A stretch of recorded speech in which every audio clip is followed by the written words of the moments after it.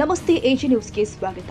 ಲಿಂಗಸಗೂರು ಕೇಂದ್ರ ಹಾಗೂ ರಾಜ್ಯ ಸರ್ಕಾರಗಳು ತೊಗರಿಗೆ ಬೆಂಬಲ ಬೆಲೆ ಘೋಷಣೆ ಮಾಡಿರುವ ಹಿನ್ನೆಲೆ ರೈತರು ಅವಸರ ಪಡೆದೇ ತಮ್ಮ ಹತ್ತಿರದ ತೊಗರಿ ಖರೀದಿ ಕೇಂದ್ರಗಳಿಗೆ ತೆರಳಿ ಸರ್ಕಾರ ನಿಗದಿಪಡಿಸಿದ ಬೆಂಬಲ ಬೆಲೆಯಂತೆ ತಮ್ಮ ಬೆಳೆಯನ್ನ ಮಾರಾಟ ಮಾಡಿಕೊಳ್ಳಬೇಕು ಅಂತ ಎಪಿಎಂಸಿ ನಿರ್ದೇಶಕರು ಆದ ರುದ್ರಗೌಡ ಮಾಲಿಪಾಟೀಲ್ ಅವರು ಮನವಿ ಮಾಡಿದ್ದಾರೆ.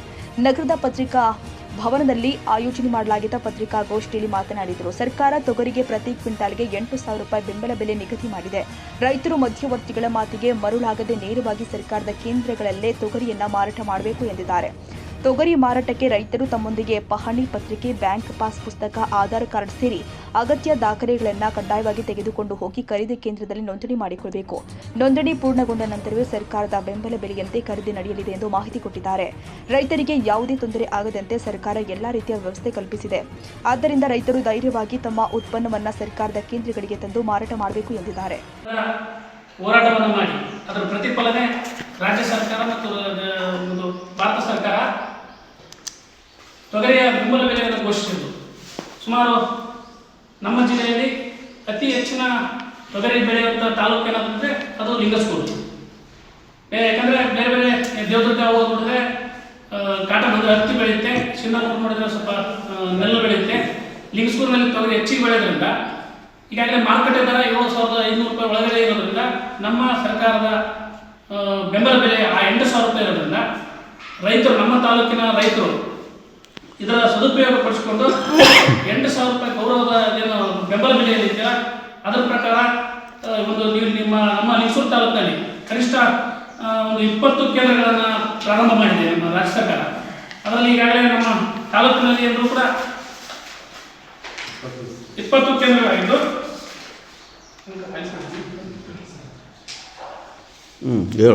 20 ಕೇಂದ್ರಗಳಾಗಿದ್ದು ಸಂಬಂಧಪಟ್ಟಂಗೆ ಸಮೀಪ ಇರುವ ಒಂದು ಸೊಸೈಟಿಗೆ ಈಗಾಗಲೇ ರಾಜ್ಯ ಸರ್ಕಾರ ಮಾಡಿದಂತೆ ಅಲ್ಲಿ ತಮ್ಮ ತೊಗರಿಯನ್ನು ಮಾರಾಟ ಮಾಡಿ ಸರ್ಕಾರದ ನೇರ ಸಂದಾಯದ ಹಣವನ್ನು ಯಾವುದೇ ದಲ್ಲಾಳಿಗಳಿಲ್ಲದೆ ಕ್ವಿಂಟಲ್ಗೆ 2 kg ಸೂಟನ್ನು ಇಟ್ಟು ಅಷ್ಟು ಮಾತ್ರ ಮಾರಾಟ ಮಾಡಿ ತಮ್ಮ ಏನು ತೊಗರಿ ಬೆಳೆದಿದ್ದಕ್ಕೆ ಒಳ್ಳೆಯ ಬೆಲೆಯನ್ನು ಪಡೆದುಕೊಳ್ಬೇಕಂತ ಈ ಮೂಲಕ ರೈತರಲ್ಲಿ ನಾವು ವಿಜ್ಞಾಪಿಸುತ್ತೇವೆ.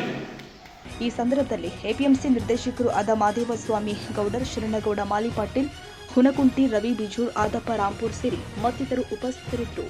ಮಲ್ಲರೆಡ್ಡಪ್ಪ ಹೆಚ್, ದೊಡ್ಡಮನಿ, ಎಜಿ ನ್ಯೂಸ್. ಕನ್ನಡಿಗರ ಮೆಚ್ಚಿನ ನಿಮ್ಮ ಎಜೆ 24/7 ನ್ಯೂಸ್ ಕನ್ನಡ ವಾಹಿನಿ ಇದೀಗ ಟಿವಿಯಲ್ಲಿ ಲಭ್ಯ. ವೇಳೆ ನೋಟಿಸ್ ಕೊಟ್ಟಿದ್ರೆ ವಾಪಸ್ ತಗೋತೀವಿ. ಇವತ್ತು ವಕ್ಫ್ ಪ್ರಾಪರ್ಟಿ ಅಂತೇಳಿ ಬರ್ತದೆ ಅಂತ ಹೇಳಿದ್ರೆ ರೈತರ ಬೀದಿಗೆ ಬದಲು ಏನ್ ಮಾಡ್ಬೇಕಾಗುತ್ತೆ? ಯಾರು ವೋಟ್ ಹಾಕಿಲ್ಲ ಅಂದ್ರೆ ಗ್ಯಾರಂಟಿನೆಲ್ಲ ಸ್ಟಾಪ್ ಮಾಡ್ಬಿಡ್ತೀವಿ.